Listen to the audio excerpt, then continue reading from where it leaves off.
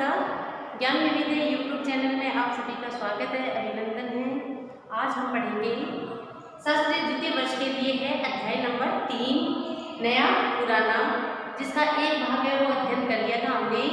ये भाग 2 है जिसका अध्ययन आज हम करते हैं।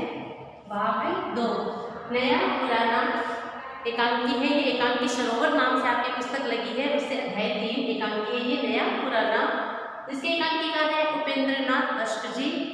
इसके पात्र परिचय है देवचंद, प्रतिमा, रविदत्त, भाभी, कमल और एक अचल बैठे रहने वाला व्यक्ति गजेंद्र। ये इसके पात्र परिचय है। कुछ भाग हमने पिछली कक्षा में पढ़ा था, जैसा कि रविदत्त और देवचंद दोनों के मध्य संवाद होता है, वार्तालाप होता है, किसी गहने को लेकर वार्तालाप हो रही है। और रविदत्त है तो रविदत्त है जो उन गहनों को है वो कहता है देवचंद से कि तुम इन गहनों को है वो गटक जाओ, निकल जाओ, किसी को पता भी नहीं चलेगा। लेकिन देवचंद है वो कहता है कि नहीं, ये किसी की भरोसे को तोड़ने वाली बात हो जाएगी, अमानत में खयानत वाली बात हो जाएगी, मैं ऐसा नहीं कर सकता।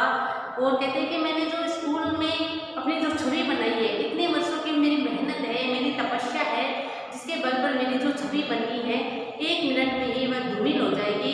तो रविदत्त है उसे कहता है कि तुम किस छवि की बात कर रहे हो, तुम इतने 1000 रुपयों में तो तुम 10 विद्यालय है वो खोल सकते हो, ऐसे 10 विद्यालय है वो खोल सकते हो। और जो देवदत्त है 7,000 रुपयों में तुम ऐसे 10 स्कूल है वो चला सकते हो, ऐसे कहता है रविदत्त। तो देवचंद कहता है कि 12 वर्ष के परिश्रम और दयानतदारी से हासिल हुई मेरी प्रतिष्ठा का क्या होगा, कि मैंने 12 वर्षों की मेहनत करके ये जो प्रतिष्ठा है वो प्राप्त की है, उसका क्या होगा। तो कहते हैं कैसी दयानतदारी, रविदत्त कहते हैं कैसी दयानतदारी, रुपये का ही दूसरा नाम है दयानतदारी। हंसता है, गरीब की दयानतदारी में बत्तियाँ दयावती है वो समझी जाती है।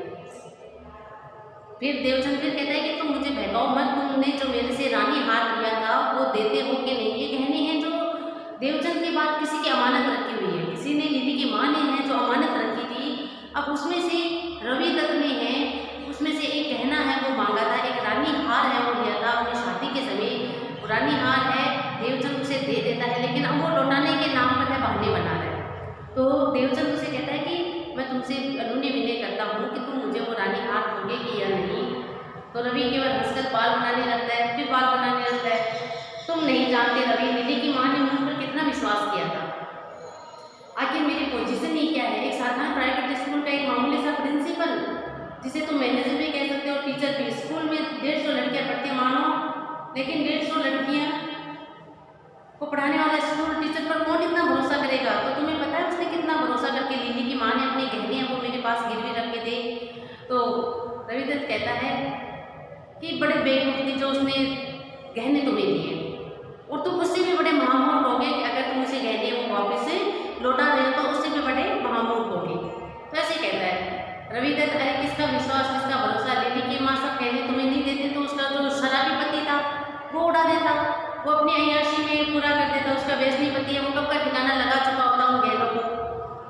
तो कहते हैं लिली की माँ ने इसलिए विश्वास करके तुम्हें दिया था कि तुम्हारे पास से सारे नशे कुछ गहने तो हैं वो बाकी रहेंगे, कुछ तो उनमें से बचेगा, इसलिए विश्वास करके उन्होंने है वो तुम्हें दिया था।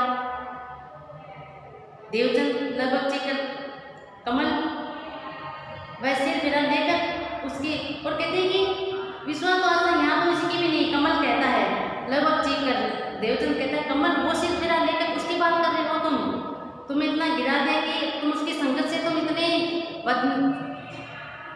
तुम उसकी संगत ने, कमल की संगत ने तुम्हें इतना बुद्धिहीन बना दिया है कि तुम समझ ही नहीं पा रहे हो। हरे कृष्ण की दुकान में मैंने उसे 20 रुपये की किताबें लेकर दी थी, आज कितने वर्ष हो गए, क्या 1 साल होने पाया कि अब तक उसने देने का नाम नहीं लिया है। उसकी संगत ने ही तुम्हें तुम्हारी बुद्धि है वो ऐसी भ्रष्ट कर दी है, ऐसा देवचंद उसे कहता है। देवचंद भाई रविदत्त कहता है तुम्हारे भाग्य में असफल रहना लिखा है, कि तुम अगर ऐसा ही कहोगे तो तुम कभी सफल नहीं हो पाओगे, तुम्हारे भाग्य में असफल होना लिखा है। देवचंद कहता है भाई सफलता ये सब कुछ नहीं होती है, मन की आंतरिक सफलता भी तो कुछ नाम होगा, मन का भी तो कुछ बात होगी, अपने विचारों के भाव भी तो कुछ होंगे। रविदत्त शीशे में देकर टोपी पहनता है, सजाता हुआ, यह कायरों फलसफा है। देवचंद फलसफा छोड़ो, तुम यह बताओ कि रानी हार वापस दूंगे या नहीं। इस पर वो हंसने लगता है। देखो 4 महीने तुम्हारी शादी के हो गए, मैंने सुना इस बीच से तुम्हें कुछ नहीं किया, वह अमानत तो अमानत है, वहाँ जा लिया वहाँ उसे रख देना, जहाँ से तुमने उसे लिया है वहीं पर उसे रख देना चाहिए, ऐसा देवचंद है वो रविदत्त को कहता है। दुख और शोक के समय क्या तुम सचमुच रानी हार नहीं दोगे देवचंद? लेकिन रविदत्त था जो ढीठ बन के हंसा जा रहा था, केवल हंसता जा रहा था, अपने कार्य में लगा हुआ था। देवचंद को थोड़ा गुस्सा भी आ रहा था और थोड़ा दुख भी हो रहा था कि मैंने हार किसे दिया, जिसे अपना मित्र अपना भाई माना, उसे मैंने विश्वास करके रानी हार है दूसरों की अमानत की, फिर भी उसे दिया। लेकिन आज लोग लौटाने के नाम पर वो पीछे हट रहा है, हंस रहा है, ढीठ बना हुआ है। तो वो कहता है कि सचमुच रानी हार नहीं दोगे? देखो इतनी देर से हम इस मकान में रह रहे हैं, किसी को पता तक नहीं है कि भाई भाई नहीं मित्र हैं, हमने पूरा जीवन जो है वो एक साथ बिताया है, दुख सुख में साथ रहे हैं, एक दूसरे का साथ हमने दिया, कोई नहीं जानता है कि हम भाई भाई नहीं है, मित्र है। तुम इसी कमबख्त रानी हार को तुम 2 वर्षों की मित्रता के मध्य भयानक खाई आपको बनाने का कार्य करो। यानी देवचंद अनेक प्रकार से समझाने का प्रयास करता है रविदत्त को कि हमारी जो मित्रता के बीच में एक मामूली सा रानी हार है वो नहीं आना चाहिए, वर्षों की मेहनत है हमारी ये मित्रता। भरे हुए गले से रवि रवि रवि आवाज लगाता है, कमल का प्रवेश होता है। अब कमल से क्या बात होती है? कमल कहता है क्या बात है, किस बात पर बहस हो रही है? रविदत्त कहता है अरे है क्या इसके? देवचंद चीख कर रविदत्त है वो बीच में ही कहता है अरे है क्या इसके पास जो ये बहस करेगा? इतने में ही देवचंद बीच में ही उसे टोकर कहता है कि चीख कर गुस्से से रवि कमल मैं पूछता हूँ तुम दुकान पर कब जाओगे? मैं माँ जी को वहाँ बैठा आया हूँ और दूसरे रोगी भी तो बैठे हैं वहाँ। रविदत्त कहता है कोने से छड़ी उठाकर चलता है, क्या हाल है उनका? घूमकर देव तुम भी उठो, नहाओ, कपड़े पहनो, तुम्हारे स्कूल का समय हो गया है। तो देवदत्त को कहता है, देवचंद को कहता है कि देवचंद तुम भी उठो, तुम्हारे स्कूल का समय हो गया, कपड़े पहनो, नहाओ, 2 कपड़े पहनो और अपने स्कूल जाओ। रवि कमल के साथ वो चला जाता है। देवचंद कुर्सी में धंस जाता है और मस्तक पर हाथ रखकर सोचने लगता है। प्रतिमा प्रवेश करती है। प्रतिमा पात्रा का प्रवेश कब होता है?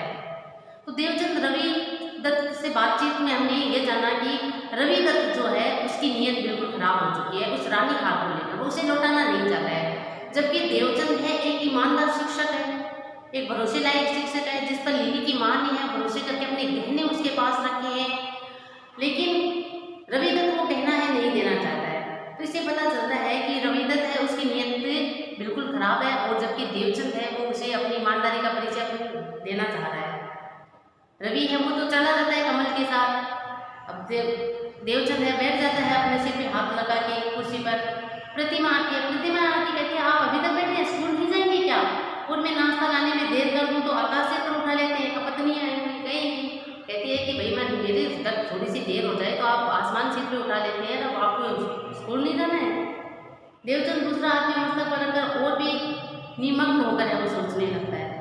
प्रतिमा चलिए नहाइए धोइए खाना खाइए, माई को चाबियाँ भिजवाइए कि वह समय पर स्कूल खोले। देवचंद लंबी सांस भरकर व्यवस्था से पीछे को लेट जाता है। उसका सिर कुर्सी की पीठ पर और बाहें दोनों ओर बेकसी से लटक जाती है। फिर कुछ क्षण बाद वह उठता है और उद्विग्नता से घूमने लगता है। थोड़ी देर फिर बैठ जाता है अपने मस्तक को पकड़ के। प्रतिमा आप इतने उदास और परेशान क्यों हैं? मैं सोच रहा हूँ। क्या सोच रही हैं आप? तो देवचंद कहता आज रवि ने मुझे बड़ी मुश्किल में डाल दिया है। तो वेद जी ने? देवचंद हाँ वेद जी ने ही, उसे वैद्य है, रवि जो है वो वैद्य है रविदत्त। तो कहते हाँ उस वेद जी ने ही मुझे। प्रतिमा क्या बात हुई? तो देवचंद कहते हैं आज मैंने उसे हार वापस लाने को कहा तो वह टाल गया। प्रतिमा दे देंगे, कहीं ले तो जाएंगे नहीं, दे देंगे, और 4 दिन पहले लेने दीजिए भाभी जी को, अभी 4 ही महीने तो हुए हैं शादी को। तो प्रतिमा कहती है कि कोई बात नहीं, दे देंगे, नहीं मना कर दिया, टाल दिया, कोई बात नहीं, दे देंगे, 4 महीने तो हुए हैं शादी को, कुछ दिन और पहन के अपना शौक पूरा कर लेने दीजिए, फिर तो लौटा ही देंगे। मांगते शर्माते होंगे। देवचंद रुककर तुम 4 दिन की कहते हो, मैं 4 महीने से पहले की आज्ञा दे सकता हूँ यदि कहने पर मेरे हो, लेकिन वे तो धरोहर है और उसको वापस कब देना चाहता है? एक रानी हार पर उसका दिल बेईमान हो गया। और तुर्रा यह है कि मुझे भी अमानत में खयानत करने की सलाह देता है, कहता है सब कुछ चुपचाप दबा जाओ। तो अब अपनी पत्नी को कहता है कि अरे मेरे गहने होते, मेरे खुद की अमानत होती तो मैं उसे 4 दिन का 4 महीने और दे देता, लेकिन वो तो दूसरों की अमानत है, मैं कैसे दे सकता हूँ? और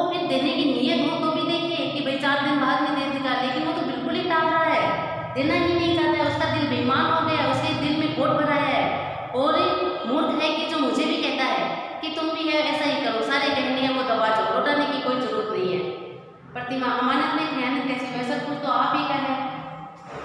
तो देवचंद चीख कर प्रतिमा प्रतिमा चीखे नहीं, मेरी जुबान से कोई नई बात नहीं निकली और न आपके कानों ने सुनी। तो प्रतिमा है वो भी कहती है कि इसमें कौन सी बड़ी बात है तो सब कुछ आपका ही, वो बहनें आपकी ही है, तो क्या हुआ, ले लिया। और आप तो वो उसे प्रतिमा को भी चीख कर कहता है कि प्रतिमा ये तुम क्या कह रही हो, तो कहते कहने क्या, मैंने कौन सी नई बात की है, न जाने कितनी बार कहती हूँ, तुम्हारे कानों में कितनी बार सुन ली है। देवचंद तुम्हें शर्म नहीं आती, यदि वे गहने मेरे होते तो तुम्हें नहीं देता। तुम्हें याद होगा तुम्हें बलदेव की शादी पर जा रही थी, तुमने इशारा भी किया था, केवल एक लॉकेट मांगा था, मैंने एक तीले तक को हाथ में लगाने दिया था। तो कह रहे कि मूर्ख, अगर वो गहने मेरे होते तो क्या मैं तुम्हें नहीं देता। जब तुम शादी में जा रही थी और तुमने एक लॉकेट मांगे थे तो मैंने साफ मना कर दिया था। प्रतिमा हाँ मैं आपकी होती कौन हूँ, लेकिन याद है जब वेद जी ने मांगा था सबसे भारी गहना उठाकर उसे दे दिया। कहते हाँ मुझे क्यों देने लगे, मैं आपकी लगती ही क्या हूँ, मैं आपकी हूँ ही कौन। और जब वेद जी ने यानी कि रवि तक ने जब मांगा था तो सबसे भारी गहना जो था रानी हार को उठा कर दे दिया आपने। देवचंद लीली की माँ से पूछे बिना हाथ तक नहीं लगाया। प्रतिमा तो क्या उसे समय नहीं पूछ सकते थे, मैं किसी के विश्वास का अनुचित लाभ नहीं उठा सकता। फिर घूमने लगता है। प्रतिमा ये बहाने रहने दीजिए, आकर कुर्सी में धंस जाती है। देवचंद मुड़कर देखते मैं बहाने बनाता हूँ, फिर स्वर धीमा करके कई बार आदमी अपने मित्रों से अपने लिए कुछ नहीं कह सकता, यद्यपि दूसरों पर सिफारिश करना उसके लिए सुगम होता है। तो देवचंद है वो मुड़कर कहता है कि अच्छा तुम्हें मेरी बातें वो बहाने लग रही है। कहता है कि कई बार व्यक्ति है वो बड़ी मुश्किल में दुविधा में फंस जाता है, अपने ही व्यक्तियों से बातें नहीं कह सकता, जबकि वो दूसरों से है वो बातें बड़ी खुलकर है वो कह देता है। और इसलिए मैंने इनमें से किसी गहने को हाथ नहीं लगाया। तुम्हारे हाथों में एक चूड़ी नहीं दी, तुम्हारे कानों में एक फूल तक नहीं रहा, मैंने वह सह लिया, लेकिन तुम्हें यह स्वीकार नहीं हुआ कि किसी के मेले तमाशे या त्योहार पर तुम इस अमानत के गहनों में से छोटी तीली तक भी पहनो। तुम दयानंदारी का मतलब ही नहीं समझते, तुम धर्म। तो देवचंद है पत्नी को समझाने का प्रयास करता है कि तुम्हारे कानों में बड़े कुछ गहने ले रहे हो, तुम्हारे हाथों में चूड़ियाँ नहीं रही, तुम्हारे कानों में फूल तक नहीं रहा, लेकिन मैंने तुम्हें इन गहनों में से कुछ भी नहीं दिया, क्योंकि मैं जानता हूँ ये दूसरों की अमानत है, मेरे अपने नहीं है। प्रतिमा उठकर कहती है धर्म की दुहाई देते हैं आप, नहीं दीजिए, मैं इस धर्मात्मन को जानती हूँ। एक स्त्री अपने 50-60 हजार के गहने एक दूसरे पुरुष के हवाले कर देती है तो उसके लिए जान तक कुर्बान कर देने की वो तैयार रहती है, और वह भी उसके रिश्तेदार नहीं, नातेदार नहीं, कुटुंब कबीले में नहीं। तो कहते हैं अच्छा धर्म की बात करते हो आप, तो रहने ही दीजिए, धर्म की बात करते हो आप, दुहाई नहीं दीजिए। मैं इस धर्मात्मा को जानते हो, एक जो स्त्री है जो अपने 50-60 हजार के गहने किसी दूसरे पुरुष के हाथ में रख दे और अपने जान तक देने के लिए तैयार हो जाती है, जानती हूँ मैं, ये न अपने नाते रिश्ता है न कुटुंब कबीले की है, फिर भी देवचंद चीखता है तुम क्या कहना चाहती हो। प्रतिमा मैं जो कहना चाहती हूँ आप भली बातें जानते हैं, यही नहीं कि मैं बदमाश हूँ, पापी हूँ, दुराचारी हूँ। लिली की माँ से प्रतिमा तुम बड़े तीखे भाव लगा रही हो, बढ़ाई हुई आवाज से, मेरा दिल तो पहले ही रवि की बातों से घायल कर दिया, अब तुम और मुझे ऐसी जलीकटी सुना रही हो। प्रतिमा ने मगर हो सकता है आप पापी ना हो, यह भी हो सकता है कि आपके दिल में कोई बुरा विचार न हो, ख्याल न हो, पर मैं ये कभी नहीं मान सकती कि उसके दिल में कुछ नहीं है। हाँ मैं मानती हूँ कि मैं तुम्हें जानती हूँ, इसलिए कह सकती हूँ तुम बुरे नहीं हो, पापी नहीं हो, दुराचारी नहीं हो, तुम्हारे मन में कोई बुरा विचार भी नहीं है, लेकिन उसका क्या जिसने गहने दिए हैं अपने 50-60 हजार के, उसके दिल में कुछ बुरे विचार नहीं है, ये मैं कैसे मान लूँ। कोई नारी मन में किसी तरह का पाप रखे बिना किसी दूसरे पुरुष को इस तरह अपना सब कुछ सौंप सकती है, मैं इस बात को स्वीकार नहीं कर सकती। देवचंद चुपचाप बोल रहा है, और फिर वह पुरुष से ही किस सुकोमल भावना से कैसे इतनी भारी जिम्मेदारी अपने कंधों पर ले लेता है। धोखा हो सकता है, चोरी हो सकती है, अब चीज इधर से उधर हो सकती है, भय भरे स्वर में, और तो मुझे भी संदेह है कि यह सब कुछ एक दिन होकर रहेगा। फिर ऊंची आवाज से हमारी बिसाती क्या है, हम उम्र भर भी कमाते रहे तो इसमें से एक चीज की कीमत नहीं चुका सकेंगे, और आप क्या नहीं जानते, बताइए इसे मैं क्या समझूं। तो कहते हैं जिसने दे दिया इतना सब कुछ अपना, तो इसे मैं क्या मानूं, क्या समझूं मैं इसे। देवचंद उन्ना जोड़कर सब कहने वापस कर दूंगा। प्रतिमा आप आश्चर्य से कहते आप, मैं आज ये सब कुछ वापस कर दूंगा असीम पीड़ा से। तुमने मुझे कभी नहीं समझा प्रतिमा, तुम सदा मुझ पर झूठे अभियोग है वो लगाती रही हो, अनकही बातें हैं वो कहती रही हो, तुमने कभी इस बात को समझने की कोशिश नहीं की तुम्हारे सिवा किसी को मैंने जरा सी जगह अपने दिल में नहीं दी। कितनी लड़कियां मेरी यहाँ पढ़ती है, दिन प्रतिदिन मेरे स्कूल की ख्याति बढ़ रही है। क्या तुम सोचते हो कि तनिक सी मेरी आँख भी इन लड़कियों की नज़रों से बची रह सकती है? तो प्रतिमा तुम सोचो कितनी लड़कियां पढ़ती हैं मेरे स्कूल में। अगर मेरी जरा सी भी मैली नज़र होती, बुरी नज़र होती तो क्या लड़कियां पहचान नहीं लेती उसे? किंतु भटके हुए पक्षी सा तुम्हारा संदेह कभी इस डाल पर और कभी उस डाल पर बैठा रहता है। लेकिन कहते हैं कि तुम जो उस भटकते हुए पक्षी की भांति हो, जो कभी इस डाल पे बैठता है कभी उस डाल पे, तुम्हारी भी नजरिया वैसा ही है मेरे प्रति। मैंने कभी अभियोग नहीं लगाया, मैं सदा आपके हित की बात करती आई हूँ। प्रतिमा कहती है, और आपने कई बार इस बात को स्वीकार भी किया कि मेरी बातों से आपको लाभ हुआ है। आप ही सोचिए, अब तो मैं घर पर रहती हूँ, खूब चौकसी रखती हूँ। कल कहीं कुछ दिनों के लिए मैं चली जाऊँ तो फिर इन गहनों की रखवाली कौन करेगा? और कोई चीज पीछे से इधर उधर हो जाएगी तो उसका हर्जाना कौन भरेगा? आप लाख सच्चे हो, लाख दयानतदार हो, ईमानदार हो, पर कोई आपकी बात क्यों मानेगा? जो बातें आपके सपनों में नहीं आई वे ही आपको सुननी पड़ेगी। देवचंद बेचैन हो जाकर घूमने लगता है। प्रतिमा, और जिस आदमी का मन एक रानी हाथ में इतना बेईमान हो सकता है, उससे और किस बात की आशा की जा सकती है? मैं आज ये सब कहने वापस कर दूंगा। अपनी विपत्ति के समय अपने शराबी पति के डर से अपने सब आभूषण मेरे पास से अमानत रख दिए थे। लिली कब बड़ी हो जाएगी तो मैं उसकी शादी कैसे करूंगी, यह सोचकर लिली की माँ ने वो गहने मेरे पास रखे थे। उसने कहा था उस समय तो एक भी तिल्ली भी न बचेगी, और उसकी विनय विपत्ति को देखकर मैंने यह बोझ है वो अपने कंधों पर लिया था। आज सब कुछ वापस कर दूंगा। वो ऊंची आवाज, मेरी ओर से कोई सारे के सारे गहने उड़ा कर ले जाए, मुझे क्या करना है, क्या लेना देना? उसका शराबी पति उसे गंवा दे, उड़ा दे। मेरी ओर से लिली का ब्याह हो न हो, मुझे क्या करना है? मैं निर्दोष भोले वाले लड़के अयोग्य भिखमंगे के हाथ पड़ जाए, मेरी बला से मुझे क्या करना है? मैं आज उसके सब गहने वापस कर दूंगा। तुम मेरी मदद करना प्रतिमा। मैं मदद करूं? प्रतिमा आश्चर्य से, मैं मदद करूं? देखो, जब तक मैं रानी हार उन गहनों में न रखूं वह गहने वापस नहीं कर सकता। तुम रानी हार लेने में मेरी मदद करो। मांगने से वह नहीं मिलेगा, और मैं नहीं चाहता कि भाभी को इसका पता लगे।